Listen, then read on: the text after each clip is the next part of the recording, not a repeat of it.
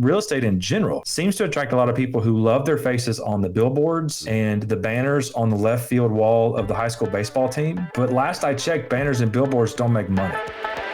Marketing scares people to death, mainly because they just don't know what they should be doing. I gotta be on this channel, I gotta be pointing at text boxes while I'm dancing on TikTok. They're basically lighting money on fire. And they're wondering, why am I not getting more meetings? Why am I not getting more prospects? It's not driving sales, it just seems like a distraction. There's 3 reasons why that's true. The paradigm shift for most brands is they gotta get out of trying to be the main character in the story and instead say, we are landing in the story that our audience is already living day to day. And we're the guide. We are the Yoda, we're the Obi-Wan Kenobi, we're the Haymitch and Hunger Games. There are books that are written on how screenwriters write films. There's 2 key things they tell them.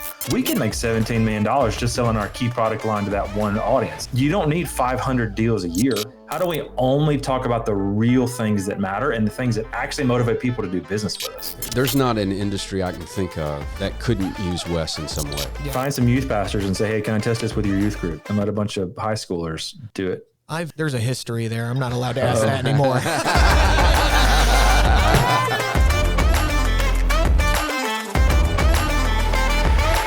This episode is sponsored in part by the Massimo Group.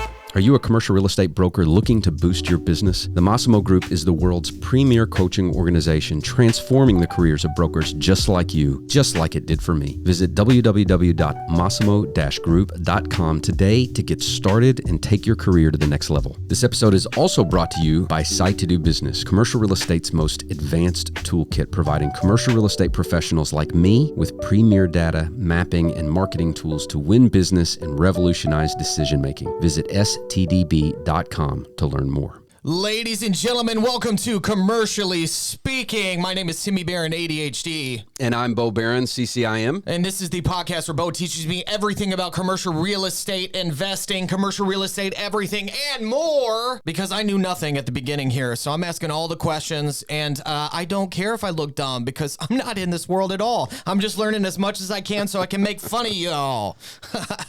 We've got a great guest today. I'm excited about this. Like, we're doing a little bit off topic. It's not specifically commercially real estate related. Real estate related. I like real estate related. But it's so applicable. I know so many people have questions about what we're going to talk about, like so much. Anyway. And they should, because as an industry, we do this thing poorly. Today, we have with us Wes Gay. I met Wes probably around 2016. Rod Santamassimo and I went to Nashville for a StoryBrand workshop where we were learning this marketing framework. And at the end, this was with Donald Miller, who many of you may have heard of. At the end of this, we asked Donald Miller, we said, hey, look, we're redoing the Massimo Group website.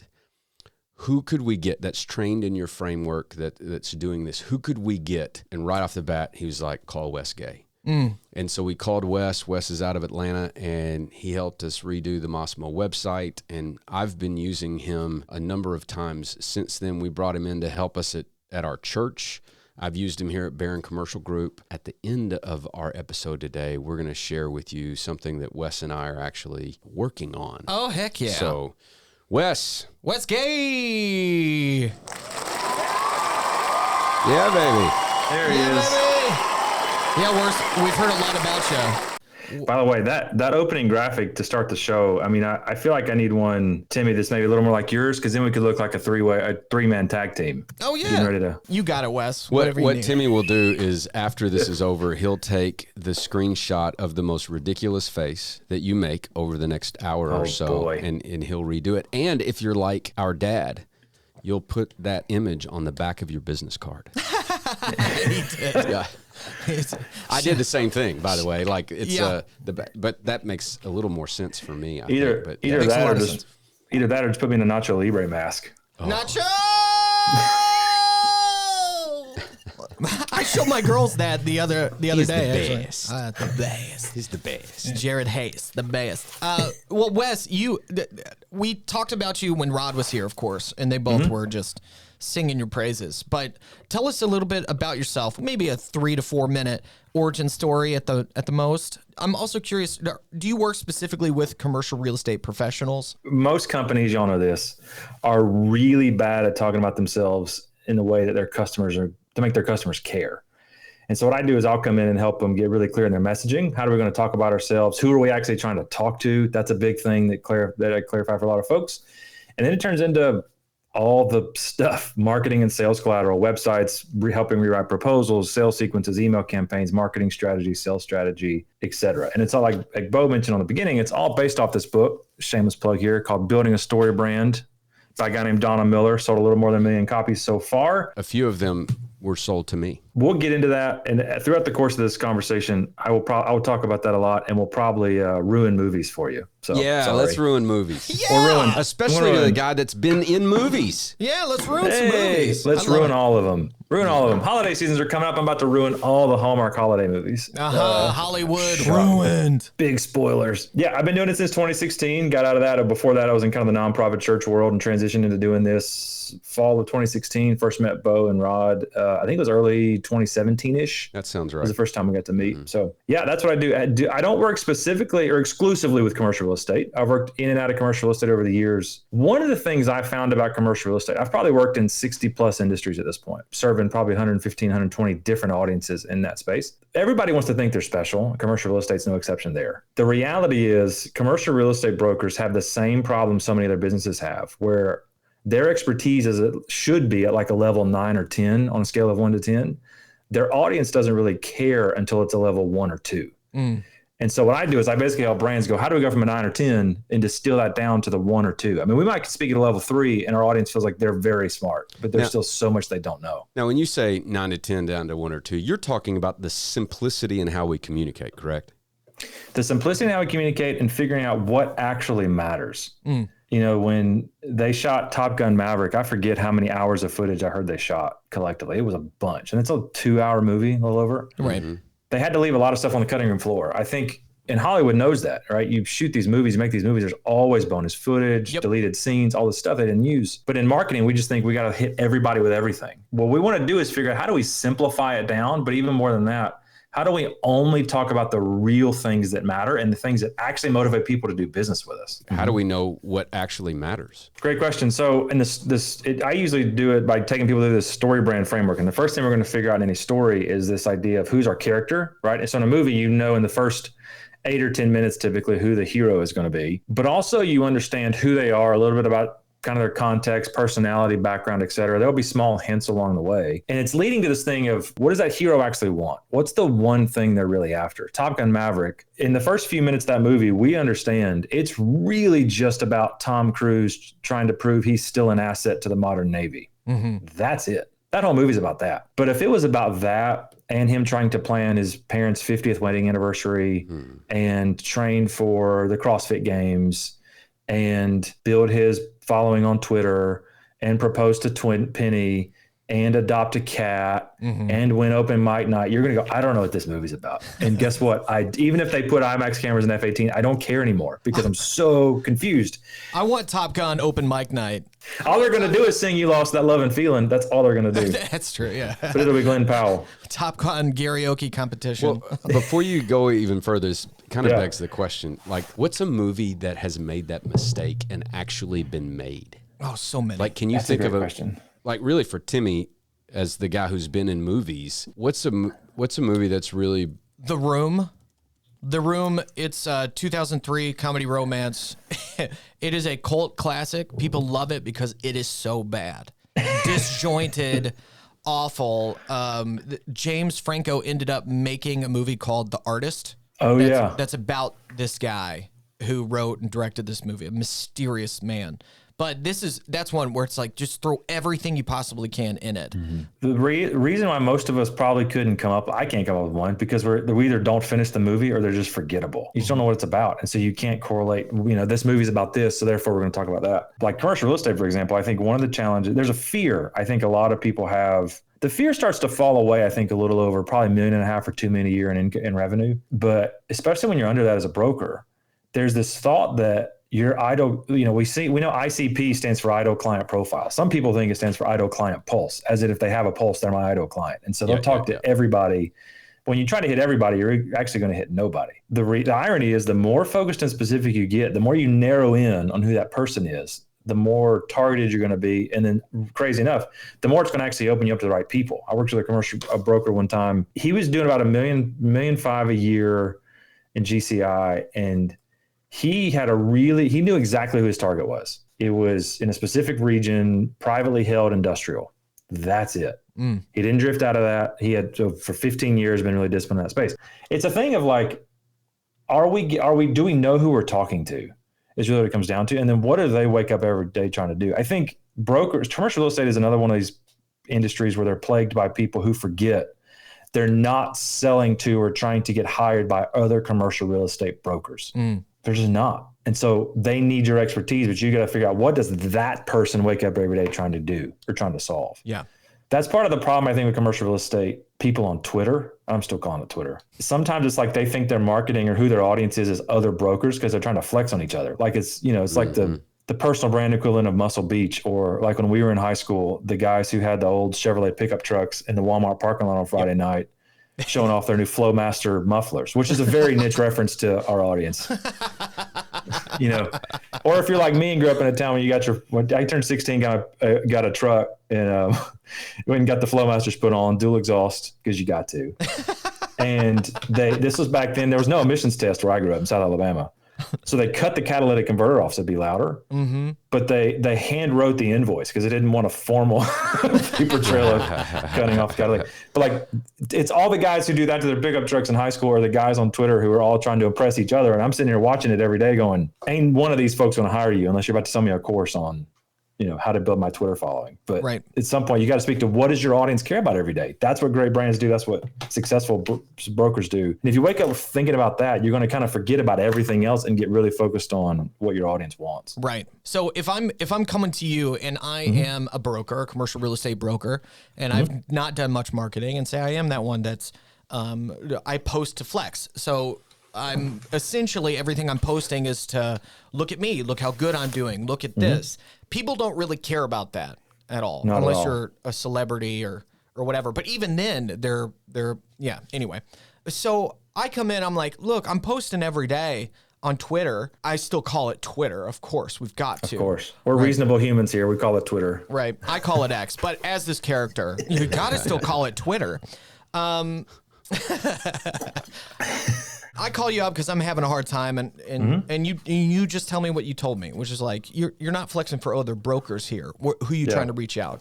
So walk me through what we're doing here. What questions do I need to ask specifically for this? Well, first I would just clarify, and it is with everybody. I mean, marketing is really just sales at scale. And so I think people who are pretty good brokers ought to be good at sales. And sales is just one-to-one, building relationships, nurturing those relationships, and then moving people hopefully to become clients when they're ready. Marketing is just doing that we're scaling it out. So instead of doing it in a one-to-one perspective, we're kind of doing it one to few or one to many.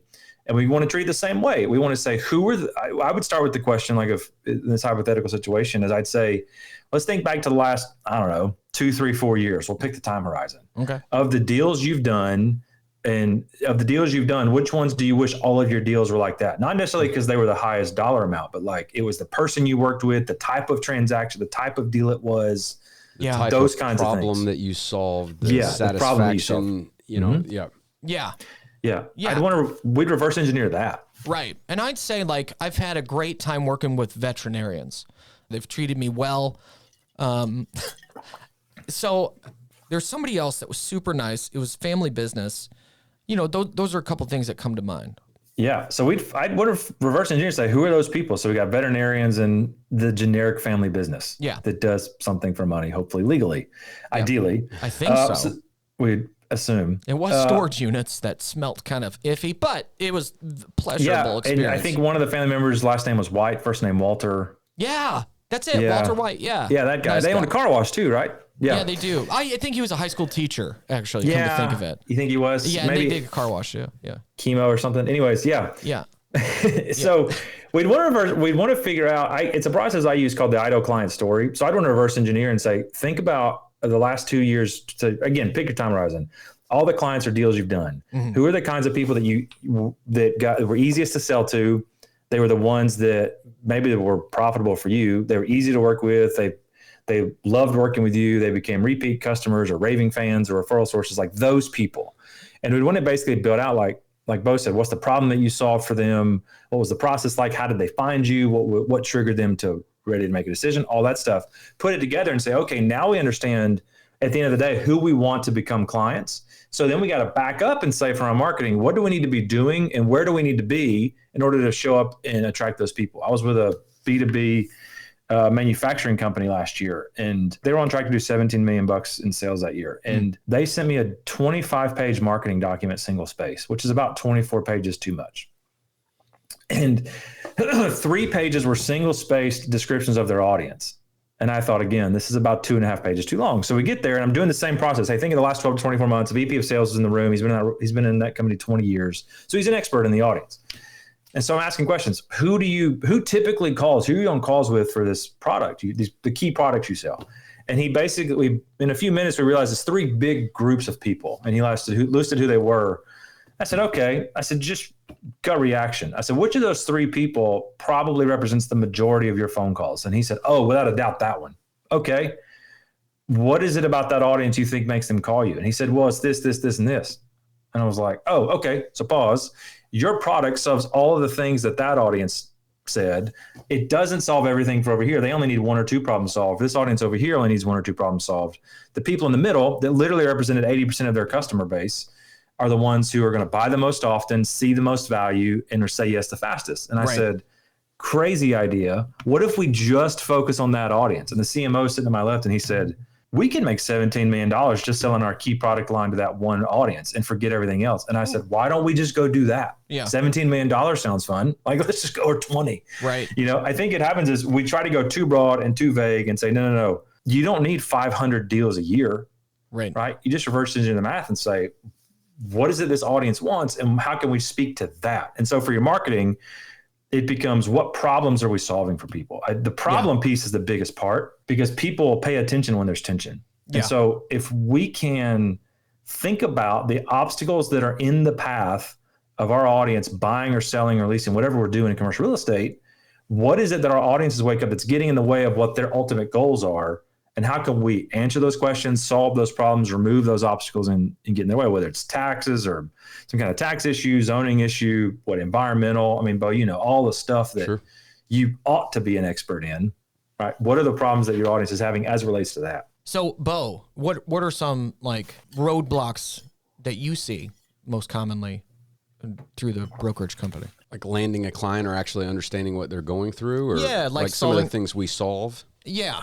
Here's an example right now. We've got a large company that wants to buy some land and develop their new warehouse, but they're also wanting to branch out and build more and become landlords. They want the wealth of the company to be beyond just their core operations, and they want to start investing and developing in commercial real estate. And so we found them a nice piece of land, and there's an issue with a road going through. Like if you develop something, like it's the developer's cost to do that. And so one of the things we're solving so that this deal can move forward and our clients can actualize what they're trying to do is we got to solve this issue with the road. And I want to call out what Bo's talking about here. The reason I always start with the messaging is a guy hear that and go, well, Bo, you obviously been doing real estate a long time, but I've yet to meet anybody in residential or commercial real estate who says, hey, the people I serve, the only thing they're doing, they want to buy, sell, lease, or build just because it sounds fun. Mm-hmm. There's always a reason behind, you know what I mean? Like nobody wakes up and goes, no developer wakes up and goes, man, it sounds so fun to build something from scratch. It does not. And that's also not what they want. There's an end goal in mind. So in this case, kind of from marketing language, if you're wanting to work with developers who are wanting to build companies that are wanting to develop because they're wanting to have more wealth tied up into the real estate side of the business, then what I'm saying, what do you want? Well, a company wants to build wealth within the business with their real estate focus or something like that. But the problem is it's a really complex series of things that they don't have expertise in because they've never done this before, haven't done it very often. And there's so many landmines and roadblocks along the way. So now all of a sudden I go from that and saying, hey, I help you buy, build, or buy, sell, lease, or build. It's like, that's not really compelling because that's not what they actually want. In the scenario of the veterinarian, okay, you were talking about Maverick and Top Gun. The problem that he has, kind of the theme of the movie is for him to stay relevant as an aging aviator in the Navy, Yeah. He's the hero of that story. Mm-hmm. And I remember when I was down in Nashville way back when, one of the big takeaways for me was the idea that as the broker in this scenario, I'm not the hero. The customer is actually the hero. Yeah. And and this is a mistake I think it's very clear that most people make, is they try to be the hero in their customer's story in competition with their customer. Oh, wow. They're wow. both trying to play the hero. Yeah. And it just, man, it doesn't land. Doesn't work. Right. It doesn't work. And so, Wes, take us through a better way. Have you ever noticed in all the superhero movies, just about every single time when there's more than one superhero, where does the bulk of the conflict of the film actually exist? The villain.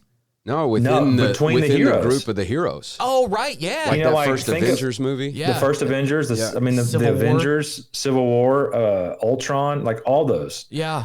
Every time there's more than one, almost, I mean, even what was the first Spider-Man with Tom Holland? Was that Homecoming? Homecoming, yeah. Yeah. He and Tony Stark go at it a bunch. Like they conflict quite a bit. Anytime you have multiple heroes in a story, it just doesn't work, right? Think about when you go to a networking event, and we've all done these, and you know, walk up to somebody and say, "Hey, how are you doing?" And I go, "So what do you do?" And I say, "Well, my name is John, and our company's been around for 40 years. My grandfather started it. Now, you know, our logo was blue because my grandmother loved blue ink in her fountain pen, and we're trying to increase our best places to work metric, and we're really trying to grow 22% this year." And you're just like, "Well, that's." You boys are from Kentucky, I'm from Alabama. That's a real bless your heart moment in your head. Yeah. And you're like, bless your heart, I'm moving. Because I hear you're a hero in your story. I'm trying to be a hero in my story. Right. Let's keep going. I just want to clarify. When you say it doesn't work, it works for a movie. You're saying it doesn't work for the heroes involved because there's more than one hero, so there's conflict. Yeah, there's conflict because there can be multiple heroes in a. It's hard for multiple heroes to exist in a story. But those are great, successful movies, so it works for a movie. Well, there's conflict between the heroes. Right. If there weren't, I don't think it would land. Right. No. Yeah. Yes. Yeah. Yeah. But in those cases, anytime you kind of have, you know, even in Top Gun Maverick, I think a little bit you've got Rooster and Hangman kind of have competing hero energy among the group of Top Gun pilots, and so that's why there's a little bit of a conflict there. The paradigm shift for most brands that I work with, I worked with hundreds at this point, is they got to get out of trying to be the main character in the story and instead say we are landing in the story that our audience is already living day to day. So good. And we're the guide. We are the Yoda. We're the Obi-Wan Kenobi. We're the Haymitch in Hunger Games. We are Iceman in Top Gun Maverick. We are Rafiki in The Lion King. Mary Poppins in Mary Poppins. Ice Cube in 22 Jump Street. Ice Cube in 22 Jump Street. There's always these characters that come along, Mr. Miyagi and Karate Kid. I mean, there are books that are written on how screenwriters write films, and this is a key part of it. And it's this mentor figure, this guide figure that comes along and says there's two key things they tell them. One, I understand you. I have empathy for your situation, what you're going through, what you're dealing with. Two, I also have the authority to help you. Where I think commercial real estate brokers go wrong is they lean too heavy into just their authority. And so the way they talk about themselves makes them come across as the hero of the story. In reality, it's here's why I'm the authority, the expert in this particular kind of real estate or the transaction or whatever, so that you can get what you're after. Right? That's the shift. Is you've got to take yourself out of that driver's seat of the hero and say, no, you are the hero in whatever you're trying to do is in your business and with your company, with your real estate deals. What I do is I come along and I help you get across the line because I understand the challenges you have. I understand the frustrations you have. And here's why I'm the right solution to help you get to where you're going. And that's the big shift to make. Yeah. So good. That's so good. And we've talked about the egos that are involved in commercial real estate. Oh, yeah. And this is probably, I'm sure, not unique to commercial real estate, but it's really hard for the average broker with the big ego to come off that pedestal of the hero and play the role of the guide. Right. It's really, really hard to do, to say, look, you're going to get all my expertise. All right. I understand what you're trying to accomplish. We've done this before. I get it, and I'm going to make you successful. I'm going to make you look good. That would really translate to a prospect or a new client. But the average broker has an ego that's so big that it's really hard for them to step down off that pedestal. So now we've reframed it a bit, right? The customer's the hero. Yeah. Okay. So now what? Yeah. So the customer's the hero. So then when it comes to your marketing, you want to think about how do how do I demonstrate my authority by showing them, here's how I can solve your problem? You know, when I was worked with another commercial real estate broker once, and we got kind of to the weeds of his marketing plan. What are we going to do to consistently show up in front of his audience? This guy had been doing it pretty successfully for a while. So he had really focused on developing his list. He had a really strong database of contacts in the area. And so one of the things we said was, how do we consistently show up with more than just quarterly market reports? Are those interesting? Sure. Is that all somebody needs to know to trust you? No, because their broker generates those anyway, and they get those from probably 5 different brokerages in their town. Right. And so we said was, okay, if we just focus on print mail, how do we show our authority? Well, we want to show a few things. One way to show authority is case studies. Tell me, I said, okay, what if let's pick 4 deals you've done in the last 12 months. And I said, let's turn each one of those into a simple postcard, 6x9, pick the dimensions. And on the full print side, we'll have a picture, we'll have a summary of the deal, the details, maybe a testimonial quote from that owner about the deal. On the back side where the address is, you have a couple of lines that highlights the pain point you solved in that deal, and then a link to, and then a QR code, a phone number, whatever. And then obviously the address. I do that 4 times a year. Now all of a sudden, once a quarter, they're maybe getting the quarterly market updates in the mail, but they're also getting my authority in terms of how I've done this for other people, right? Yeah. So that's, now I've already got 8 pieces of mail I can guarantee in a year that doesn't take me very long to make, because it's all template anyway.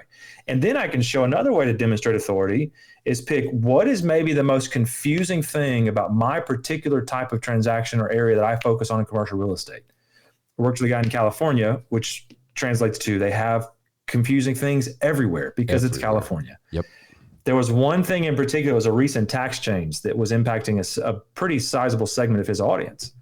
And I said, and he explained it to me because he'd obviously studied it, because he had to understand it for these transactions because of how they had to handle it. I jokingly said, do you work with tax professionals as clients? He said, no. I said, great. They don't understand it. They've seen the headlines. They've caught snippets here and there, but they're not full-time focusing on this particular issue that literally could cost them hundreds of thousands or millions of dollars. And I said, what if once a quarter, so 4 times a year, we talked about that particular tax change in 4 different ways, in a postcard, even in a letter, if we wanted to just write a letter. Now all of a sudden I've got 12 pieces of mail. What I've done 12 times a year, shown up in somebody's physical mailbox and demonstrate that I'm the guide by showing you, here's how I've solved this problem for other people like you. Yeah. Let me help you understand this problem, and let me show you how to solve it. And let me, schedule a call and we'll talk through it so you can better understand it yourself, as opposed to saying, like you said, Bo, real estate in general, residential and commercial, seems to attract a lot of people who love their faces on the billboards and the banners on the left field wall of the high school baseball team. But last I checked, banners and billboards don't make money. They might, but when I drive by one of the high school baseball fields by us, there are literally 10 residential realtors all in a row. It's like, I'm not hiring one of them to help me buy or sell a house. Same thing in commercial. I don't know, just because a face on a billboard, I'm going to hire somebody I trust. And the way we build trust is by showing up every day saying, here's how I can solve your problems. Well, what all encompasses marketing? It's a lot. And that's part of the challenge of today's world, because I think people get overwhelmed by all the things they think they should be doing in marketing. Right. I had a client one time, they had a marketing manager who was fresh out of college, and she was convinced. I was on a call there one time, and she said, hey, I'm working on a TikTok strategy. I said, TikTok? She said, yeah, I think we need TikTok. I said, your audience is primarily guys over 60, maybe 50.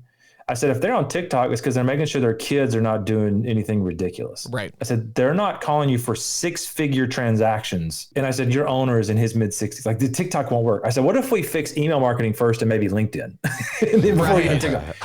Yeah. And the challenge that everybody has in marketing, and it's commercial real estate's not immune, is there's just so many things you could do. Right. You have to go back into what I said earlier, which is, who is your target audience?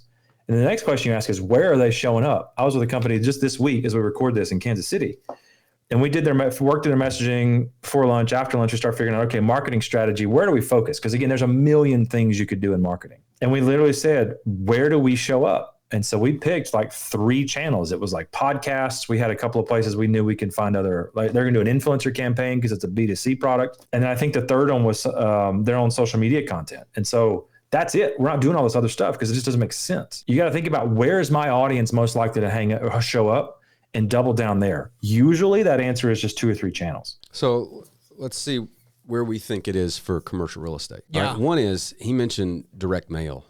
And that works in commercial real estate. Just as an example, I got a letter a couple of weeks ago, and it was just a general prospecting letter. Basically what it said was, got a client, we did a couple deals last year. He's got an appetite for more.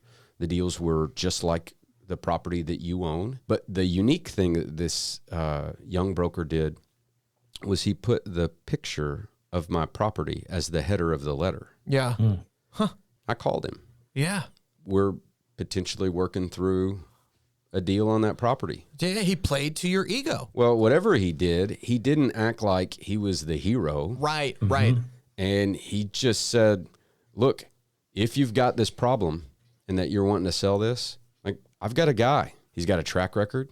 I've done some deals with him. Like, those are authority things. For me as a seller, I want to know that somebody can actually close. Yeah. And I don't think this kid actually knew that he was doing any of this. But now we're talking potentially about this piece of property. But direct mail works. So that's one thing. Okay. Email works to some extent, especially if they've initiated the process. So if, like any of these landing pages that get you into a funnel, or somebody lands on your website and they want to sign up for something or just be put on the mailing list, like, email seems to work. And then there's the social media, like online stuff, whether it be, podcasts on one side or, we've talked about this. Commercial real estate seems to be very active on X and LinkedIn. Right. I mean, every commercial real estate broker who's any good, they always say, like, how do you double down on print mail? You want to think about, you can't just hammer over somebody's head, hire me, hire me, hire me, hire me. That's never going to work. As a commercial real estate broker, your success depends on the right strategies and guidance. The Massimo Group, the world's top coaching organization for brokers, can help you scale your business and increase your income. And as a former client, I've personally experienced how their coaching can transform not only your career, but also your life. Don't wait to grow. Head to www.massimo-group.com today and see how their proven systems can work for you. This episode is also brought to you by Site to Do Business, the ultimate commercial real estate data analysis and mapping tool. Whether you're a seasoned professional or just starting out, Site to Do Business provides the data and insights you need to make informed decisions and close deals faster. Frankly, it's the tool that I use the most in my business. Access comprehensive market analysis, demographic data, and powerful mapping tools like ArcGIS, Placer AI, and Flood Maps all in one place. Identify the best locations for your clients, analyze market trends, and present your findings with confidence. Don't miss out on this game-changing platform. Visit stdb.com today and see how it can optimize your business. And now back to the show. You can't just hammer over somebody's head, hire me, hire me, hire me, hire me. That's never going to work. Right. If I'm going to consistently put somebody in who's in my audience, that's why this example earlier, over the course of a 12-month period, I could send somebody 12 postcards or 12 pieces of mail. None of those are a hard sell. They're all kind of educational. They're showing a case study or story. They're highlighting, hey, here's what's going on in the area, just so you know. It's kind of bringing awareness, it's highlighting problems, et cetera. Commercial real estate, to me, falls under the broader category of expertise businesses. In other words, people are essentially hiring you for your head. Like it's knowledge work. That's what it is. Yeah. How do you know how to navigate the deal, what all the tricks are to get from A to Z, from initial offer to close, like, because of all the things that come up. So they're hiring your head. So in an expertise business, you basically want to say, how can I consistently demonstrate my expertise? I think some people in marketing, and brokers are probably no exception to this, they feel a little like the ShamWow guy, where they're just yelling at me to buy. Yeah. And that doesn't work. How do I show up? So I would start with mail. I would start with snail mail for sure. The next thing I would move into is email marketing. And again, I don't think you don't want to do it as a hire me, hire me, hire me, or a, hey, look at all these buildings that are for sale. I would want to mix it in. If I'm in Florida, I might, you could create 26 emails, so one every other week pretty quickly. You take your same case studies that you already did in the mail. So that's 4. Your 4 pieces of content 4 postcards about maybe a specific issue. Let's say tax or environmental or some hot button topic for your audience is confusing. Now I've got 8 emails. I could probably rework all 8 of those. And now I have 16 emails because I could do 2 for each one in different ways. Yeah, and then you could just think about the themes of the year. So like when commercial real estate owners get into the first part of the year, like January, February, like all of a sudden they're thinking about taxes. Right. So you could lead up to April 15th. I would ask my accountant, I'd ask my tax strategist, hey, what are 5 things that people need to know about commercial real estate in terms of the tax code right now? I'd get them to give me those answers. I'd write it in an email. I'd send it to that list every April or every January. Like I'd do those two things first, print, mail, and email. And then from there, you kind of figure out what works for your audience. You know, I think in some cases you could probably do webinars that are just super high quality, high value 2 or 3 times a year that are just really educational. Hey, here's what's going on. Here's a change you need to know about. You know, social media could work, whether it's, again, I think so much of X seems to be other brokers talking to other brokers. Right. You know, maybe LinkedIn because you can get more targeted in who you're searching for. Mm-hmm. But I'd say let's fix mail and email first, and then we can go do all the fun stuff. Yeah, you can become an Instagram influencer. Yeah, because a broker, their client are commercial real estate owners. Mm-hmm. Right. Duh. Or users of space. Or users of space. So, I mean, that's across the gamut. That could be anybody. Yeah. Is there like a particular avatar for a commercial real estate? There's not an avatar for the person who owns commercial real estate. That can be so broad. The question is, who's the person you're going to serve well? Right. Mm-hmm. Yeah. And try to attract and become their person. So if I'm a broker, I would gear what I'm putting out there. I see a property in a strip mall. If I want to go after that, I'm still trying to understand how it works, what brokers do. Welcome to season 2, everybody. This is season 2. What do brokers do? Timmy has not learned it all yet. So you grew up in the Barron commercial household, and you host a podcast. Yeah. Here's what I would say to that. It's a joke. You literally grew up in it, and you talk about it on this podcast, and you're still not quite sure. Are we sure that our audience has any idea what brokers actually do? That's a great question. And I know they don't. Yeah. Oftentimes when they calculate our fee, they do not understand our value. And I know what you do when it comes to underwriting. I know what you do when you've got the client, right? But when it comes to prospecting, I've heard you talk a few times of looking at properties and, you know, trying to figure out the rents of the property and specifically seeing a property that's not run very well. And so for you, it's like, oh, this might be an opportunity. Yeah, but that's me as an investor. If I'm prospecting as a broker and I'm looking for new business, I'm trying to find somebody that will hire me to solve their problems. Yeah. The reality is people transact real estate for only 2 reasons. They have a problem or they see an opportunity. Yeah. So when I'm prospecting, I'm trying to figure out what's their problem or their opportunity. Yeah. You do that by asking great questions. And once you know that, then I can share with them how I can get them to where they want to be. And as long as I demonstrate enough authority and I layer on empathy, like, look, we've done this before. I get where you're at. Yeah. You know, I've been there myself as a property owner. Like, I get it. Then you put yourself in the role of the guide. Sure. Allow them to be the hero. And then you can kind of call them like, this is how I can help you get to where you want to be. Right. Which is why doing a podcast or like what Justin Ryder is doing. Wes, do you know Justin Ryder? Have you seen his stuff online? Is he related to CC Ryder? I don't think so. I don't know who CC is, but that's that CC Ryder is that song that Elvis used to come out to. Oh, sorry, it was a terrible joke that nobody understood. Yeah, sorry. Yeah, that's all right. That happens to me all the time. We move right along. Justin. Anyway, he's putting out really good content, and he's getting business from it. He's getting business from it, and of course, with the podcast. Or doing something along those lines, where if you're going to do social media and put content out there, it's content that is showing your authority, but not to be like, look how smart I am. It's a humble authority because you are just giving away your knowledge for free, essentially. Yeah. And the more you do it, the more you are establishing authority and the more you will be top of mind when certain opportunities come along. And you can bake a ton of empathy into that stuff as well. Mm-hmm. Yeah. So much. While you're demonstrating your expertise. Yeah, like if I was going to become a commercial real estate broker myself, I would probably get really focused on getting people on a weekly or twice a month newsletter. And I would just say, listen, I'm going to explain real estate and we're going to talk about the taxes, environmental, the zoning changes of our area. I live in Gwinnett County, Georgia, one of the 100 largest counties in the country. We have a little over 1 million people, I think. And it feels like we have another 500,000 people moving in within 2 miles of my house. It's getting out of hand. Yeah. I think modern marketing so much, the fundamental piece is how can I be an expert who explains stuff to people in a way they understand? Right. You know, if I pull back from commercial real estate for a minute, one area that's done this really well in the last 3 to 4 years is sports media.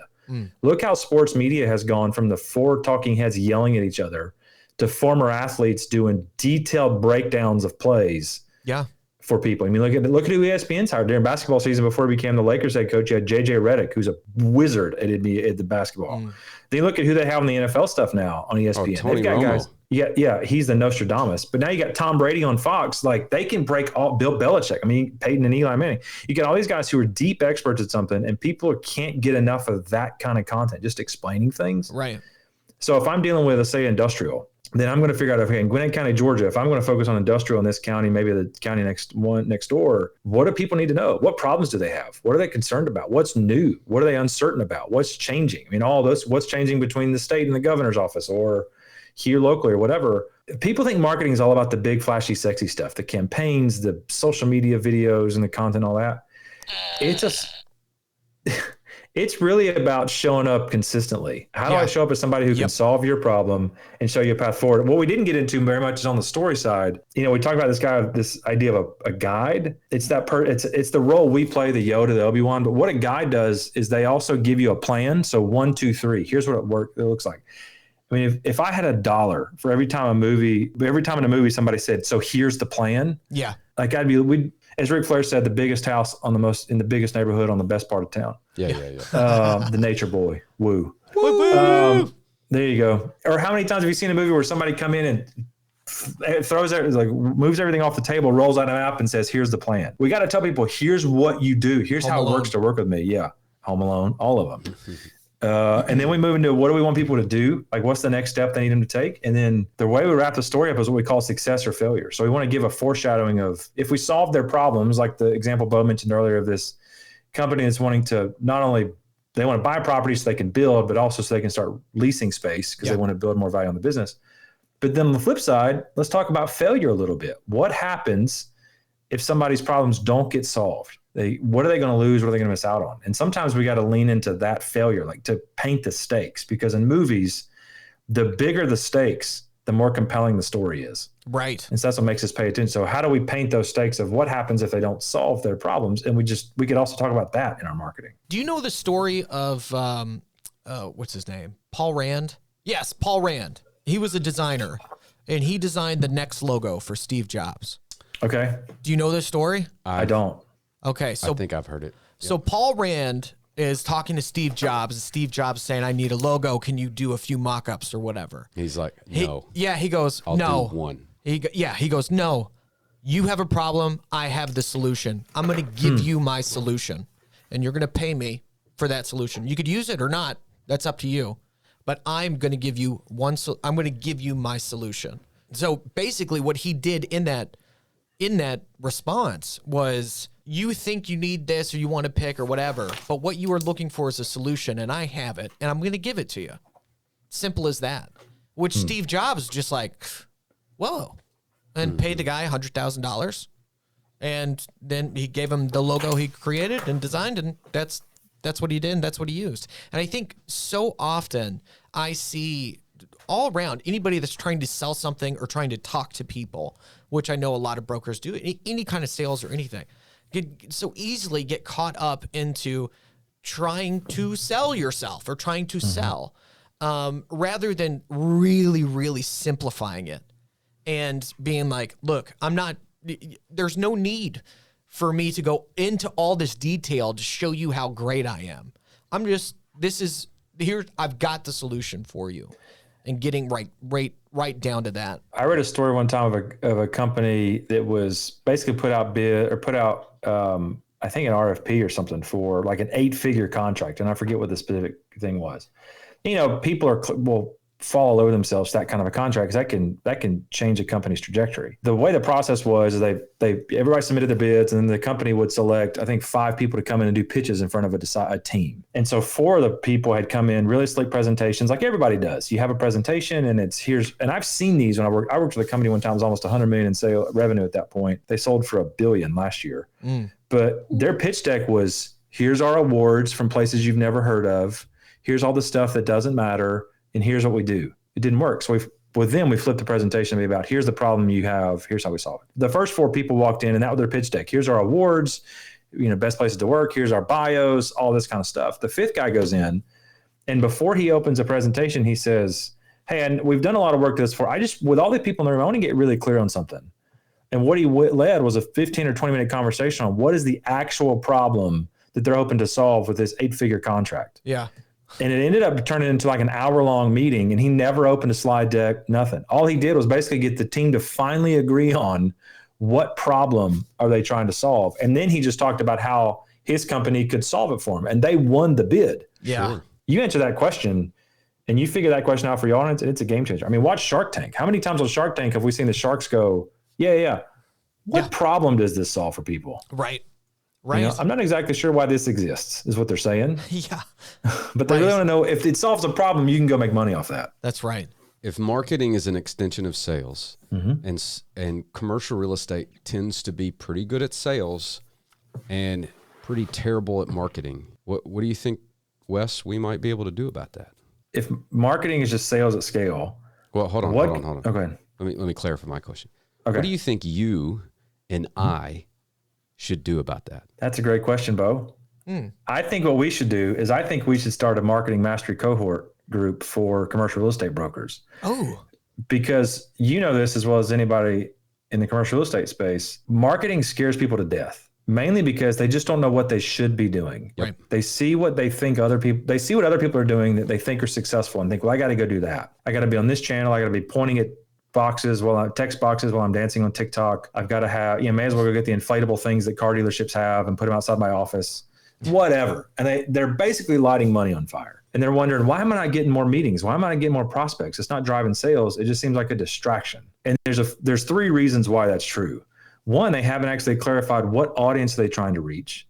2, they haven't clarified what problems they solve for people who are most likely to become clients. And 3, they don't have a really clear, simple plan they can follow every day for a year that's going to become a marketing that alleviates their headache and ultimately drives more prospects who become clients. So what if there were something that a commercial real estate practitioner could join that would guide them through all those landmines, help them not light all that money on fire, and actually create something that's effective, that puts them in the role of the guide instead of the hero, talks directly to who they want their core customer to be, and starts to generate leads because they're demonstrating empathy and demonstrating their authority, customized to you and mostly done for you. That sounds like a fantastic solution to a big problem. Well, see, that's what we think. I agree. So there's a group for that. And what we're launching soon, and you can go to wesgay.com/CS because that's easier to spell on your phone or wherever you're listening than commercially speaking. wesgay.com/CS. And what you can do is join the waitlist for our new marketing mastery group. And what we're going to do is we will guide you through all of the key decisions you need to make in a clear, simple way. So I hope you get really clear on defining who your audience is, really clear on clarifying your problems, and then create a marketing plan that is not overwhelming. It's simple and gives you the templates and tools you need to go get it done pretty easily. Love it. Love it. So, and if anybody goes to wesgay.com/CS, you'll join the waitlist for when you're ready to launch. You'll be the first ones to know. You'll also get a free guide that I've created called the 7 Components of a Strong Broker Brand. What are the 7 things that you as a commercial real estate broker need to be doing and saying that help create you as a strong brand out in the marketplace so that you don't have to watch your competitors beat you? Yeah. Way to be ready. I come prepared. So good. Unlike the University of Florida football team this year, but I digress. Ha ha ha ha ha. Hey, Timmy, if you watched college football, you would understand how funny that actually is. No, I'm laughing at the Gators not doing well. Okay. And how That's sad what I it's actually sad. Funny is the wrong word. Sad is the correct word. No, not to us. Not to us, man. That's I was pointing and laugh. That was a point laugh. Laugh. Yeah. It wasn't as sarcastic as you thought. Okay. Or sarcastic in a different way, I guess. Gators. Yeah. So what Bo and I are going to do is I'm going to take you, I've worked with hundreds of brands, a bunch of folks in and around commercial real estate, also in residential real estate. I've learned things on both of those that what the best people do well. There are plenty of people I've run across and worked with who are doing by themselves or with a team of 1 or 2, 3 people. They're clearing 7 figures a year. They're not trying to be the coolest person on X or Twitter. They're not trying to be Instagram famous. They're just trying to figure out what do I need to say and where do I need to say it so that more of my ideal clients start showing up. Yeah. And it clears the path so that I can go convert those prospects into clients and make money. And then solve their problems. That's right. Exactly. Solve the problem. If there was anything I'd have to add to any of this to help all these that are sitting there with these problems are like, I don't know what to do. You know, I see Bo over here. He's got a podcast and putting out content and everything. I should be doing that. It seems to be going well for him. I've done social media for over a decade now. Worked with different companies, worked at that college, doing it for myself as well. And one thing that, and a lot of actors, when it comes to that area, in that arena of putting out content, you do not have to do it if it's not something that's in you to do. Be authentic to yourself. So find your problems, find the things, but the solutions that you're coming up with for whatever marketing it is, make sure that it is within yourself to do it, or that you got somebody that can help bring it out, right? Because we do this because we teamed up together. You got the expertise, and you're also great on camera. Oh, thanks. And a credible voice. But look, if I showed up with a T-shirt and the one strap overalls and blonde hair, and I tried to be you, it would not work. No, it would not work. We just had we're putting our house on the market on Monday. Yeah, my house is for sale. When I saw the professional photos of our house, like that is my kitchen, but like that kitchen has never looked that good. Right.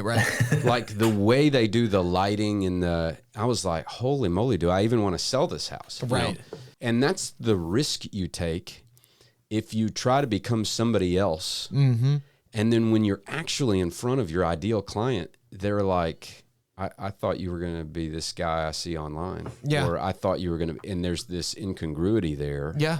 And it actually works against you. Mm-hmm. So Yeah, you there's do a want guy to be that- who you are. Yeah. Yeah, there's a guy that Bo and I both know who's very successful in his particular niche. He uses email. I think he may text and phone call. I don't think he's ever even tried to create a social media account in his life. And he's one of the top brokers in a very competitive area. Yeah. And he's figured out what works for him. Yeah. He found that great overlap. And it's I'm glad you called this out to me. I think sometimes in marketing, we think, oh, we have to do all these things. This is what other people are doing. The great thing is, again, you don't need 500 deals a year. So what are the 5, 8, 10, 15 deals you need to go get in the next 12 months? And then what makes sense for what you feel like you're really good at? Maybe you're good on camera. Maybe you're good at naturally doing short form videos. Maybe you feel more comfortable writing. Yeah. Maybe you feel more comfortable doing events somehow. I mean, you just got to figure out the best channels for what works for you to go out and really push your marketing. Yeah, 100%. If you want to do a podcast, go out and do it. If you don't want to do a podcast, don't do it. Don't do it. Don't This is America, do it. dang it. You don't have to do it if you don't want to. You don't have to. You don't have to. Sounds like wesgay.com/CS will help you figure out what it is that you want to do and can do and solve it to solve the problems for for the potential clients. For the people doing the things. Yeah, that's what you meant. That's what you're trying to say. Nicely done. For the people doing the things. That's right. That's right. Well, Wes, where can people find you? I know you just sent us to wesgay.com/CS, but over and above that, where can people find you? Twitter/X. I'm at Wes Gay. LinkedIn, whatever that URL is, .com/whatever/Wes Gay. Wes Gay, Facebook, yep. Wes Gay. Instagram, Wes Gay.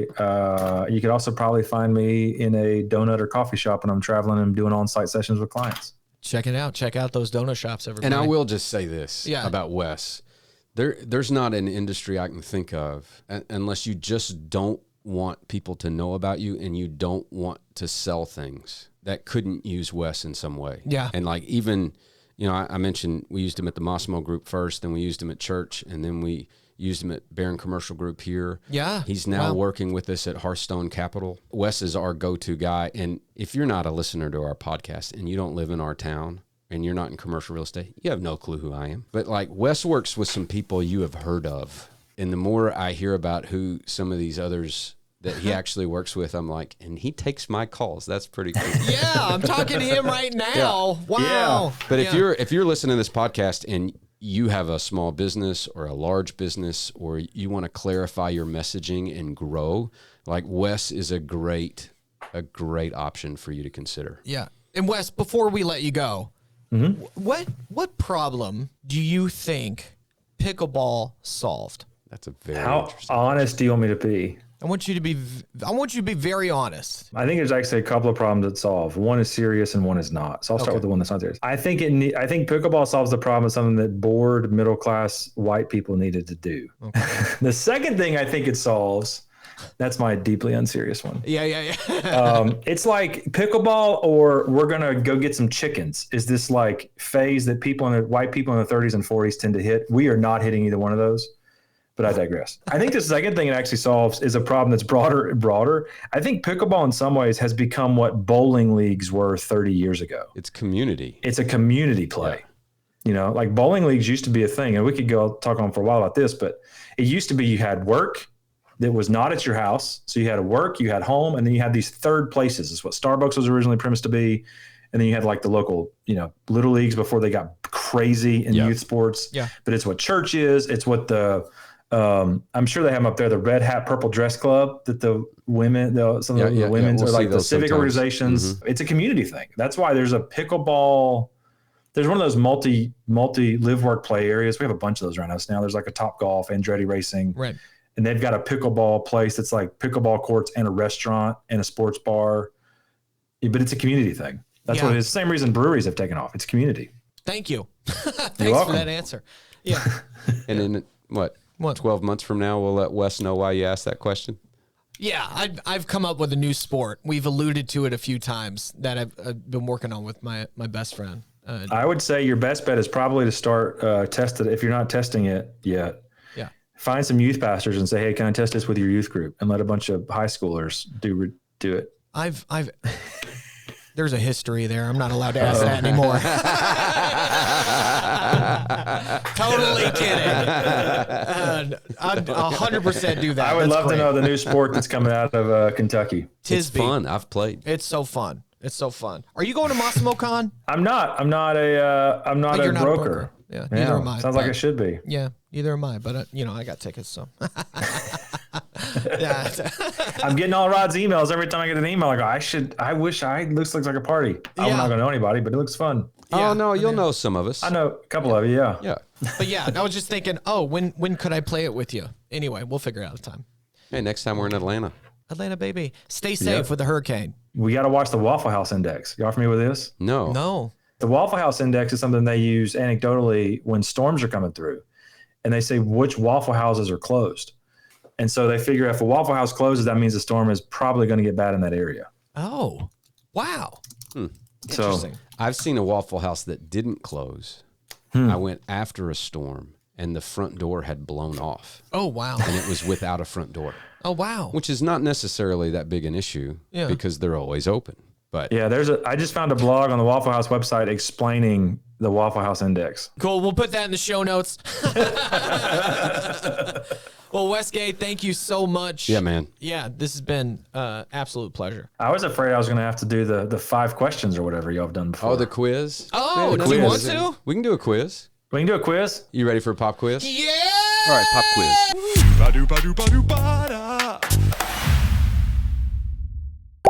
All right, Wes, this is how this goes down. We're going to ask Timmy 5 questions. You are our guest today, so you get to ask the first question, the third question, and the 5th question. You can ask him a question about anything. It can be what we've covered here today or something completely unrelated. Some people just like to play Stump Timmy.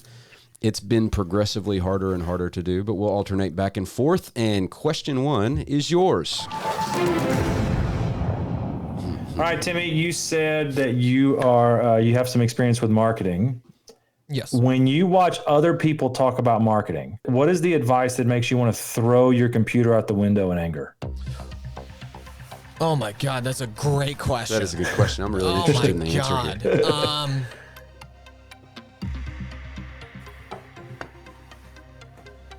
When there is a video that you see and they're going to tell you some piece of information and 15 minutes later, it never comes and you have to sign up for something, that pisses me off. I've gotten, I'm privy to it now, so I can tell rather quickly, they're never going to say the answer. They just want me to click or sign up for whatever to get it. But they just drag you along. Or it's a webinar you go into and they make it seem like it's live, but it's not live. but they're like answering questions like they're real questions coming in. Yep. There are whole strategies and scripts around how to do just that, how to talk for an hour and never actually say anything. That's right. That's right. Stop doing it, people. All right. Question 2. Wes shared with us 2 main things that you need to step into the role of the guide. Yeah. What would those 2 things be? Authority. Yes. Expertise, knowledge. That's really kind of all in the authority bucket. Yeah, authority and good question. And you got to lead them. Authority and Well, that's what you're calling them to, but just to step into that role, you need to demonstrate 2 things. Help them understand the most confusing thing. What's up? Oh man, what does it start with? E. Authority and equality. E-M. And immaculate conception. That's I-M, but okay. Well, what impact? Empathy. Empathy.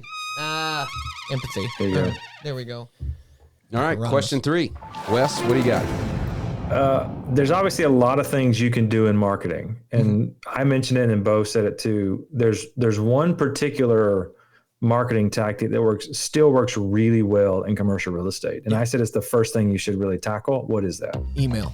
Oh no, snail mail. Yes. Yeah, snail mail and email. Very good. All right, question 4.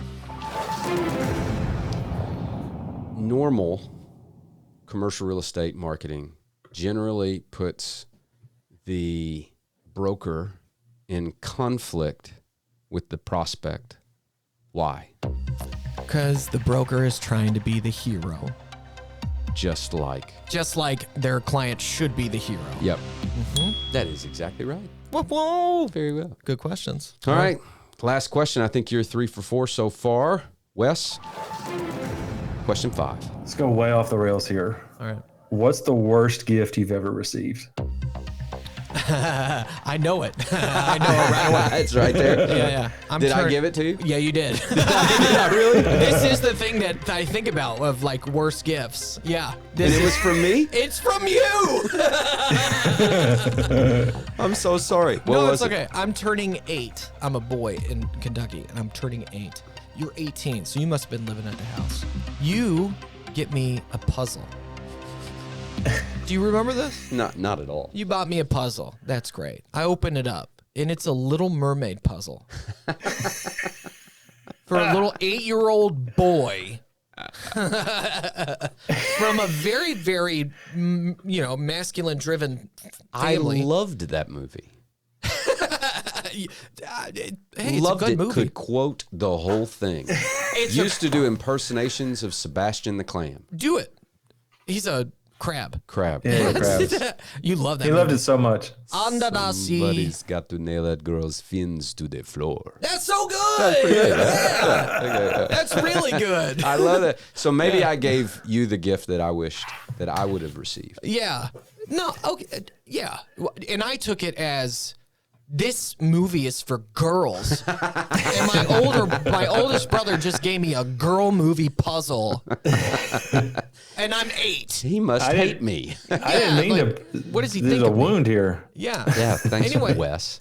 Yeah. What's And yours? today's sponsor is BetterHelp for the therapy you need after. Oh, the trauma. BetterHelp.com/puzzle for this code. Yeah. Ariel. Now you got to do a whole podcast, Bo, as Sebastian. Yeah. I think is what the people want. I don't know. That's why it's hotter under the water. Under the sea. Under the sea.